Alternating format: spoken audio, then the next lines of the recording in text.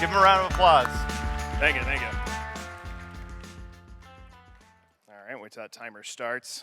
And sweet. So hi, my name is Curtis Blackthorne, and I'm looking. Wait, that was the talk yesterday. Today, we are going to talk about who says DevOps is only for IT.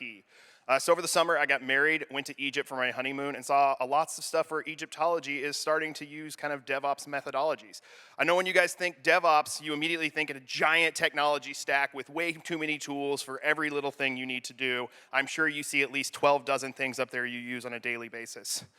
So, DevOps, if you have known any of the history of DevOps, you know that kind of the origins of it come from factory work and kind of assembly lines. If you've read the Phoenix Project, that book that everybody seems to hold in such high regard, they walk over a factory and they see how they have work in progress. Kind of an advancement of that was the Toyota production systems of their lean manufacturing, where they would have consultants come in and tell factory workers, move these 20-ton machines so you could be more efficient using their DevOps practices. Even if you look at like F1 races, there's an excellent video on the internet that's over a minute long of them showing how pit crews have gone over the years from like the first F1s where a minute and 6 seconds goes by and they're like, that's the fastest we've ever seen, to like 50 people helping take off all the wheels in under a second. It's amazing when you start thinking of things like that. So I went to Egypt. I saw the pyramids. I saw lots of stuff. So of course, I think DevOps is my first thought I have when you see all of that built. So come with me on this adventure through all of the Egyptology and everything we learned while I was there. I mean, when you think Egyptology, you probably don't think that, but a lot of you probably think things like, you know what? Aliens. There was totally a TARDIS in there, and if you pay close attention, they have Wi-Fi, people. They have Wi-Fi. So while you're there, you see all these things, and you're learning the history of Egyptology and how the, Egyptologists are just this side of grave robbers. But right here, this is Howard Carter, and he did a very small thing. Howard Carter discovered the tomb of King Tut. The way he did that is kind of a very DevOps-y practice. So they put ropes around the area and they have a grid line set up, and whenever anybody finds something, they pull an Ondon cable, stops all the work, and everybody comes to look to see what that person has found, to see if it's important, if they should learn from it, and if they should keep looking for similar things like that in the area. What that leads to is you find artifacts, and then you need to store those artifacts somewhere so that way human hands can't keep messing with them. I believe we like to do that for deployments. We like to keep our artifacts secure and make sure they last forever. And there's good ways to do that, and you want to do that because sometimes if your artifacts can be touched and tampered with, they can get damaged. And so what you see here is this black line, and this is where the Temple of Philae was flooded. So note that there are people that are like 5'10" going to this temple, and they moved the entire temple. They moved the entire temple about 100 meters. How do you move a temple of that size 100 meters? Well, you'll see this bolt here, and you might be able to see it says 186. That's the 186 bolt out of 40,000. They disassembled that temple into 40,000 pieces and had to keep track of all of the artifacts and put it back together. The company that does this is called UNESCO, and they specialize in going to ruins and temples and looking at how they can save them and move them so that way that they can last for generations. And it is insane the size of these things that you can see. And we've gone even further. There's now companies called Scan Pyramids that's out of the University of Cairo, where they're starting to use real technology. They're using robots that they can inflate with helium to go in the crevices of pyramids you can't see and find out what's in there, as well as using muon detectors to find gaps in the pyramids. And there's videos of them using HoloLens with AR maps as they're walking around in the pyramids and being able to see where they are and where they're wanting to go using technology. So this leads to one thing and one thing only, and that's VR fighting mummies. No. What you want to do here is, once again, you want to keep people's grubby little hands off the actual artifact. So you set up VR scans, and people can actually visit the pyramids and temples from the comfort of their own home and feel like they're there and not actually have to touch anything. And maybe you want to take something home. A lot of museums are now doing full scans that you can 3D print an artifact. And I don't know, guys, this seems a lot like being able to read the metadata of something, spit out an artifact, and SSH into a pyramid without ever opening it up. So So once again, you guys, thank you for your time. And I know you probably don't think of DevOps outside of IT, but a lot of people probably also don't think about that the Sphinx has a tail and a butt. Thank you very much. Great job, Curtis. All right, everybody get on Twitter and let's get trending Egyptology DevOps. And there will be a lot of very confused people. Next up, we have JJ Asgar, and he is going to be talking a little bit about Kubernetes. And give me 1 second to start this. Okay. Let's go. Perfect. And as it says, everything you need to know about Kubernetes in 5 minutes in 19 slides, because that counts. By the way, I do actually have that email address, awesome@ibm.com. I really do. So let's talk about the first thing first. It's called kubectl because you want to cuddle your Kubernetes clusters, right?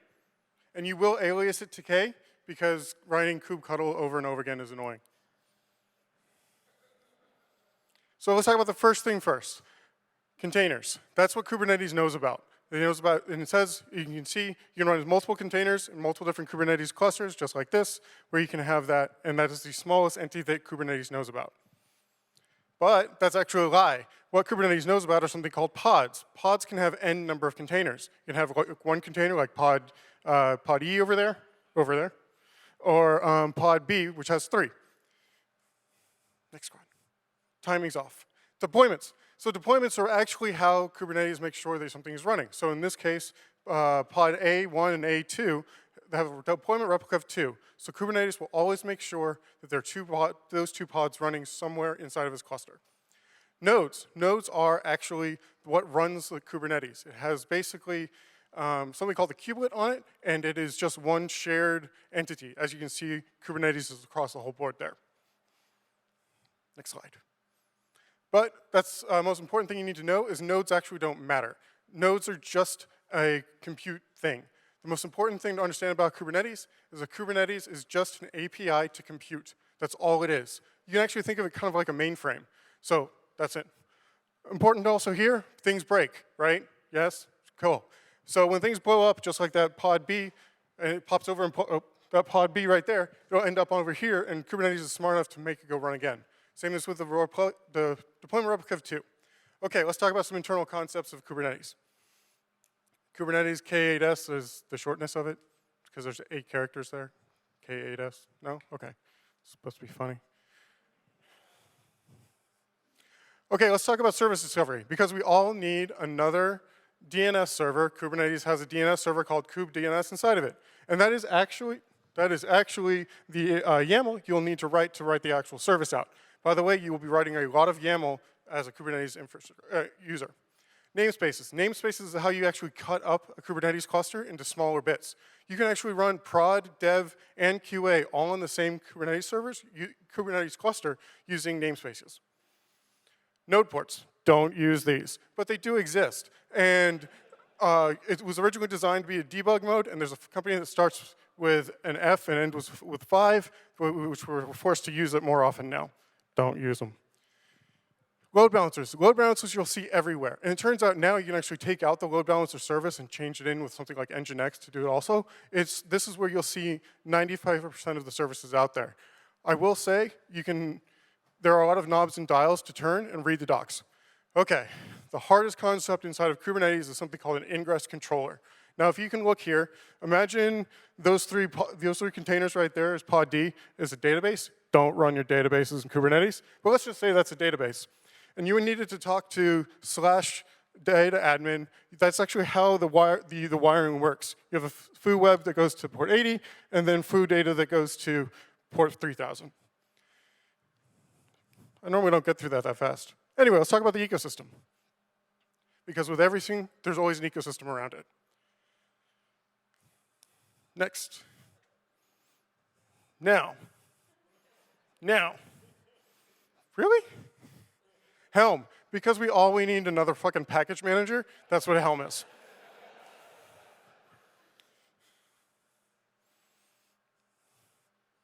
It's very straightforward, right? Yeah. Istio. Because I work for IBM, Istio is great. It's something called a service mesh, and it turns out Mofi's going to be doing a workshop with it a little bit later. I'll be in that one to help out too. I have opinions. Knative. I don't know why they didn't call this case serverless, but that's actually the serverless framework that can run on top of Kubernetes.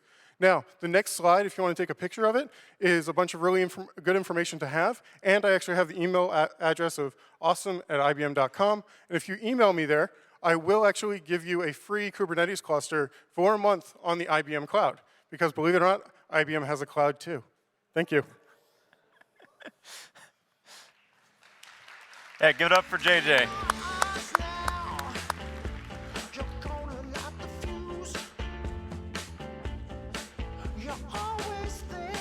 All right, has everybody got their picture? All right.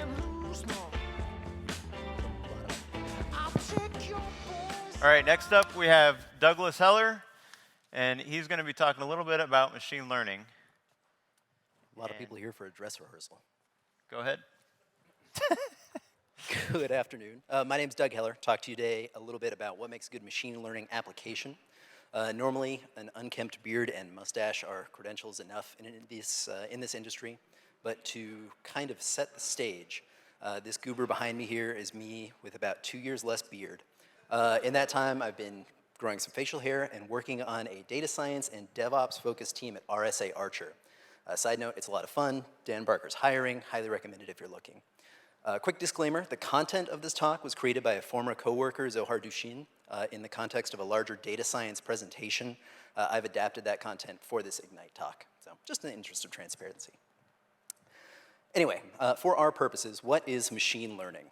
Machine learning is the creation of a function or model that maps an input A to an output B. For example, that input can be an email, the output can be whether or not that message is spam or not spam. What can machine learning deliver?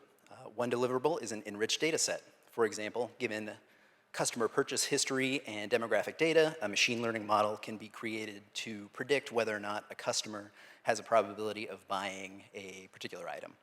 Another deliverable is automation. Given a survey and the content of the questions and participants' previous response rates, machine learning can intelligently target survey participants to enhance the response data. Machine learning can also deliver augmentation.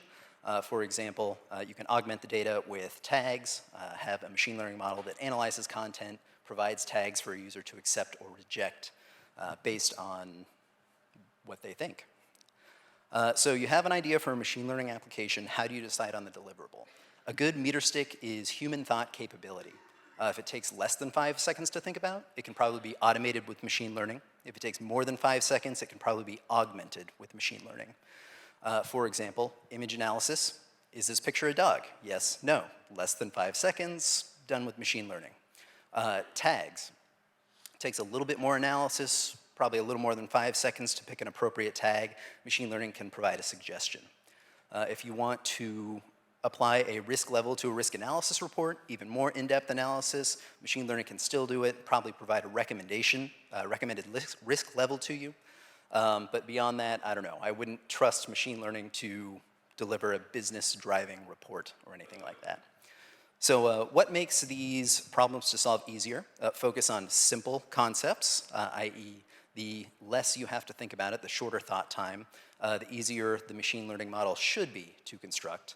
And you need lots of training data available as well. To determine how to solve the problem, machine learning experts should collaborate with the customer via PMs to find that little red X sweet spot there, how to deliver what machine learning can do to the customer. To do that, you want to focus on a user's tasks, not their job, specifically tasks that already have a solution, but that solution is frustrating and inefficient. You also want to make sure plenty of training data is available for this project that you're constructing. For example, the team I'm on recently constructed a model that takes current corporate compliance data and compares it to new industry regulations to determine whether or not these new regulations are covered by the existing control standards. This project was a success because it was based on a task that was already done by a regulatory compliance manager, and that task already had a solution that was awful and painful. The correct mappings from the application sped up the task significantly, And through the development process, validation was done with various customers to make sure they were getting the value they expected from the application. Also, as I've said ad nauseum, tons of data was available in the beginning to train this project. So there are 3 kind of key milestones in a machine learning project. First of all, again, collect and prepare your data. And then you want to train and deploy a model. Train, iterate, retrain until you get kind of the performance you expect. 100% performance should not be the goal. 70% you can usually get pretty good results. To kind of meet those milestones, you want to set acceptance criteria that are closely coupled to the items that deliver value to the customer. You want to create tight feedback loops to identify and solve problems quickly, especially problems with data quality. And you want to deploy a working prototype as soon as possible. This kicks off the virtuous cycle of AI, which is users that create more data, that create a better product, that leads to more users, that create more data, et cetera, et cetera. So hopefully now you have an idea for a machine learning project and the tools to make it a success. If you want to chat more, you can reach me via these links here. Otherwise, thank you very much.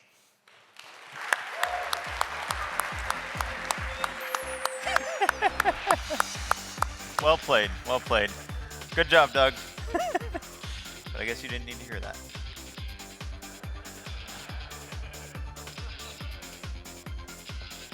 What's up, Kansas City? Oh, just a second.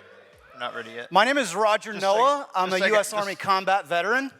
Just a second. When I got out of the military, Go ahead. Sorry.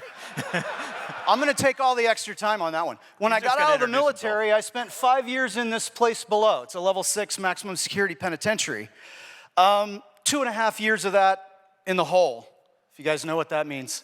I think DevOps is like flipping houses, because when I got out of the military, I started flipping houses. When I got out of the prison, I started flipping houses. That's what I think it is. The obsessive need to know what's on the other side of the wall or under this old carpet. This is on the dash of my 97 Jeep. If you're reading it right side up, I have a real problem. But basically, stop thinking and try something. That's at some point, you have to try anything, okay? Like flipping anything, there's a minimum set of skills, tools, and wisdoms that are helpful in this space to make anything a success.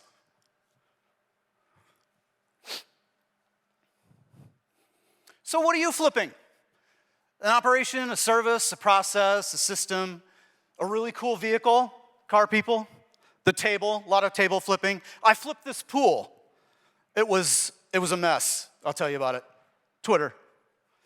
So tools that's our life, right? Our tools. Inventory and organize them. Find the gaps. You're going to fail on some. Just do it quickly, okay? You can frame a wall with a ball-peen hammer. I've done it. So tools and measurement, that's our life. Measure, measure, measure. Before, during, after, forever. Don't get the really powerful tools mixed up. I did that. I did that recently. Push often. Saved my butt. Are you planning your day? Are you using a Kanban tool? My wife and I flipped 2 houses using Kanban Flow. If you're not using a Kanban tool, Kanban Flow is free. Check that out. Really helpful. Are you mind mapping? There's a lot of really, really cool tools out there for mind mapping. Find one, use it. You can do all kinds of things with mind mapping. I love it. So how strong is your commitment to the challenge? This wall, the tile was put on with liquid nails. They had a commitment to keep it on there. I had to have a commitment to get it off. Layers. There's always going to be more layers than you thought to anything you do. This floor had 8. I forget which one was asbestos. So vocabulary is important, as we all know. I recently needed my wing walls pierced in 6 places. Stage is dev and prod is stage now? Really? If it looks too good to be true, it probably is. Those sinks drain into Home Depot buckets.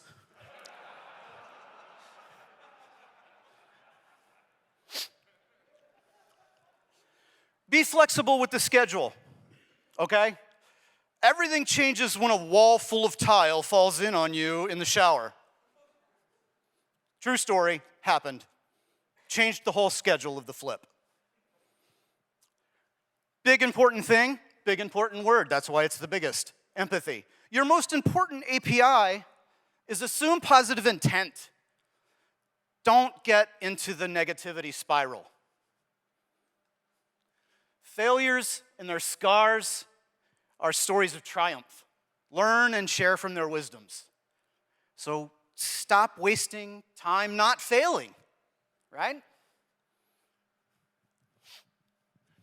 This is something I know about. I've experienced it. The key is you're not alone. There's other people just like you. Ask for some help.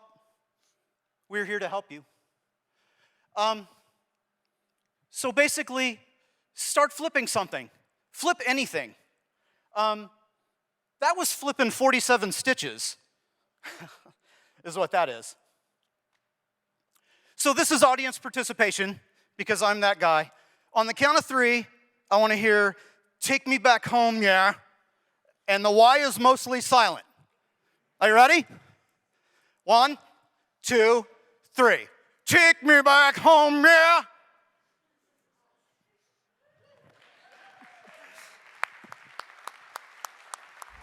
Thank you. Might just leave that up there for a while. All right, that was Roger Noah. Next up, we're going to do 3 Ignite karaokes. And let me... While I was running around, you had your ear to the ground. You knew exactly when I walked through your So, Drew really wanted to come here and give this presentation, but instead we decided to go with Todd Breeze. So here he is to give this first Ignite karaoke of day 2. Go ahead. Hi. Is that my first slide? All right. I wanted to talk about a year kind of in the life of DevOps. So you think about it, at the beginning of this year, our company came to us and said, we've got this proposal. We want for you to build a cloud. That's right, a cloud. So of course we were like, oh, what does that mean? Can we have some requirements? Can we have some information about what we're going to need to do to build this cloud? They were like, sure, it should be a cloud, and people should be able to use it, like AWS, like any of those things, and it needs to work. Oh, and by the way, we just want to let you know there are some storm clouds on the horizon because you've got 1 month to get a prototype ready. Let's have something out there in front that we can show people. Step back, we said, all right, we've got 3 people to build this cloud. We need to separate the workflow. We need to decide how we're going to do this thing. So let's come together, let's plan this work out. Let's get everything ready to go, and let's get to work. Let's get that up and running in time so that they can sell it. Now, many people may not know exactly what a cloud is, like the people asking you to build one in a month. But you know what? We were going to do it, and we were going to do it so it would work on premise. Is not premise. So we stepped back. We said, who are we building this for? What do we want our vision to look like? And where are we going to go with this cloud? We want to make sure that we build it right for our solution. And we got to work. We started working. We dug in, we pulled out the excavators, stared into the distance, and boldly said, I am going to make this happen. We are going to make this happen. And then, all of a sudden, our lead engineer said, you know what? I want to go hold light bulbs above my head. So I'm going to leave you guys. Peace out. It was like a banana gun. And then, we got it going. We started to set things up. We knew that people were going to start using this thing. They threw us at it, and they started using it on us in the middle of our development. But that's what they call agile. Agile. Yeah, it was a hot mess behind the scenes. We were pulling in things, waiting for things to come in place. Oh, we need for you to get this set up, but the company's not going to have the underlying stuff until 6 months later. You can just plug in a few wires, make it happen, right? Well, the requirements kept on ratcheting up, ratcheting up, ratcheting up, more and more and more. And then they dropped off because they realized that we were incompetent and probably only 100K would show up. But it didn't, because we had that banana, and we were able to pull it out and slap it on the table and say, all right, you asked me for a cloud, I am one-upping. I am giving you a banana cloud. And the team pulled together. We got in extra efforts from other people. We made it happen. And yes, it was an awful lot of white guys. I don't really get what's going on with that, but. And then we brought on a couple more, because that makes sense. You know, you want diverse opinions on your cloud. And then, wait for it, because Nix is important. We started using Mattermost. Yeah, I know there's Slack and stuff out there, but Mattermost let us put out our memes. And that is one of the most important things that you're thinking about whenever you're working on a project. How can you put the most effective memes in your Mattermost channel? Until security steps in and says, we don't want any more memes. We're going to block Giphy. Man, do they even know technology? Giphy is a critical part of my workflow. And so we worked, we listened to what the state of our project was supposed to be, and you know what, we're gonna go live here in a week, and I'm standing on a stage at a conference just BSing. So I guess whenever it goes into place, we're gonna have to do those DevOps things to keep it running and fix it as stuff breaks, as inevitably it will. All the things. Thank you. And that is all.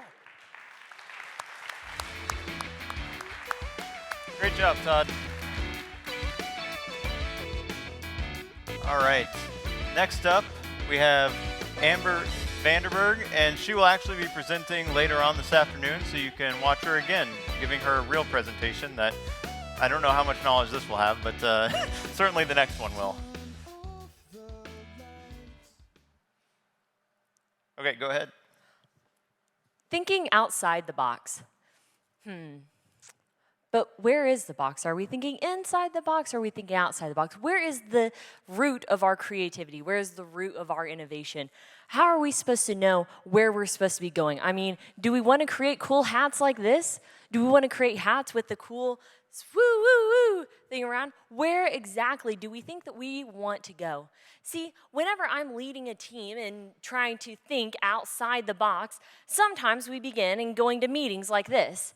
And we ask, well, what if we don't change anything at all? And something magical just happens. Do we really have to change? Do we have to do something better and be more innovative? And someone goes, yeah, what if we just stay the same? I mean, what's the worst thing that could happen, right? I mean, the world is changing around us, but what we have is perfect. And so I think that we can continue working with what we have today. And yeah, that's a nice idea. It's all rainbows and unicorns until something happens and you think, oh boy, I guess we probably should have been changing after all. I guess we actually do have to be innovative. We do have to be creative. We do have to think outside the box because we want to look cool within our organization. And we want to have this kind of hair, and we want to have this type of face. And so we begin to work with our teams, and we begin to figure out how we're going to be creative, how we are going to be truly outside the box. Be a scrum master, they said. It's easy and rewarding, they said. What if my team doesn't have a scrum master? Well, I guess it's time for you to be the cool one.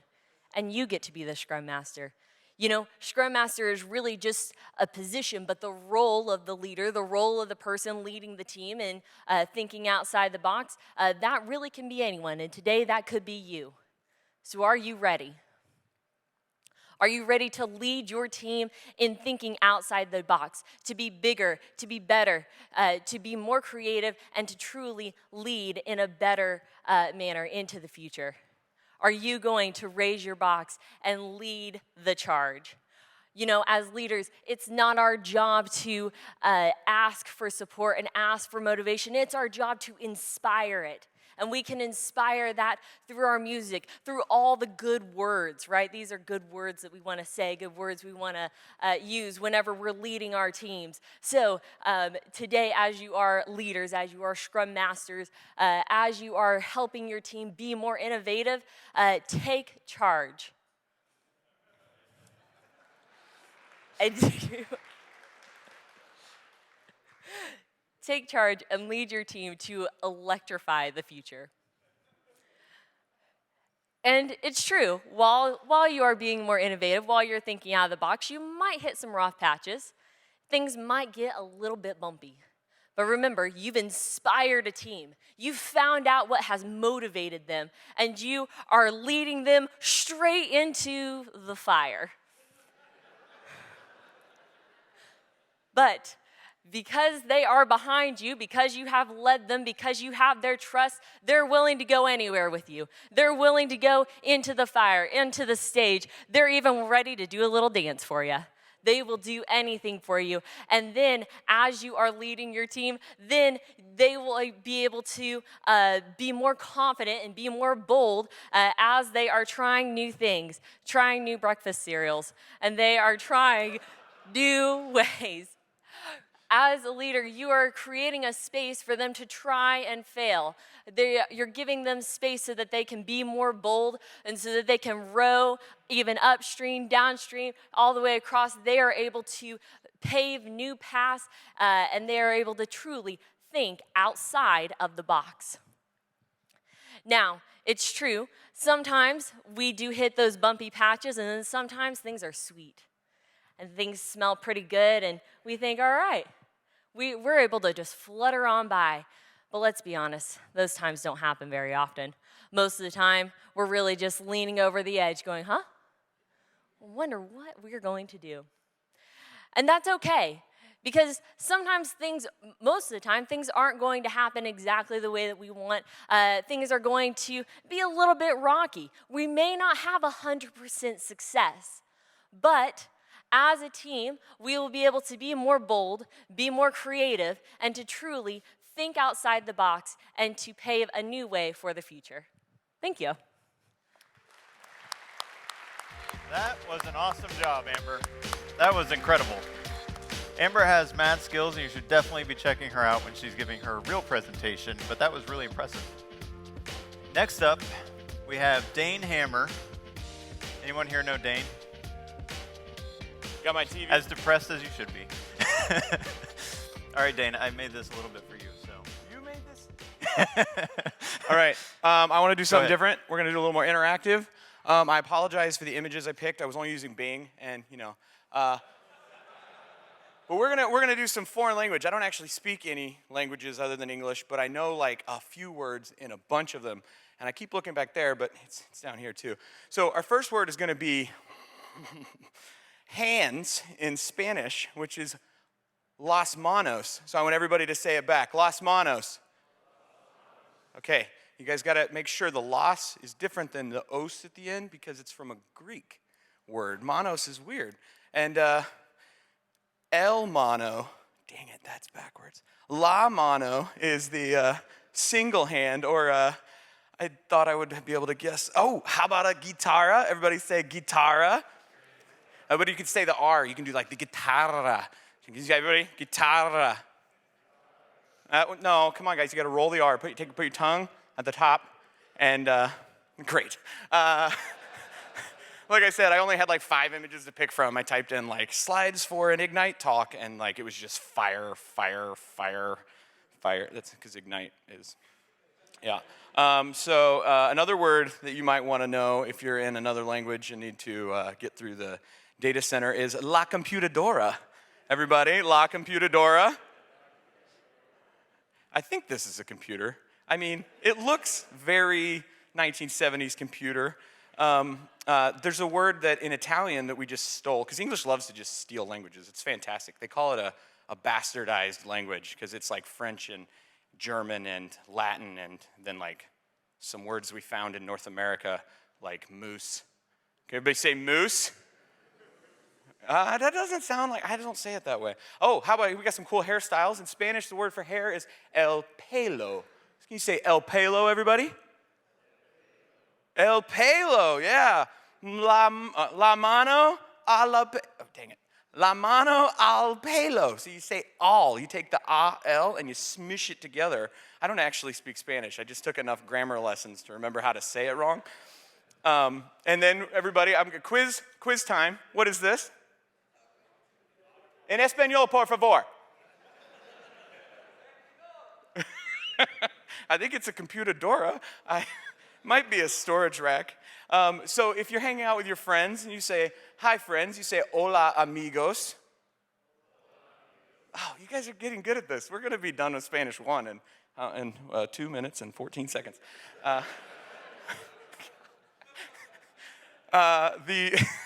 The word for apple in Spanish is starts with an M. So everybody say M. I think it's marazón or something. Manzana, sí, manzana, claro. And then I don't think her name is Shakira, but that sounds like a Spanish word. So everybody say Shakira.